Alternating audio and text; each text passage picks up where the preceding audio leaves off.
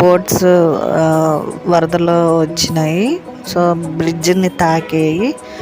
అవి ఎలా ఉన్నాయో చూడండి. అసలు చాలా డేంజర్గా ఉంది ఇక్కడ. సో చూశారు కదా వ్యూ మొత్తం. మీరు ఈ వీడియో కనుక మీకు నచ్చితే లైక్ చేయండి, సబ్స్క్రైబ్ చేయండి, షేర్ చేయండి. Okay, thank you friends.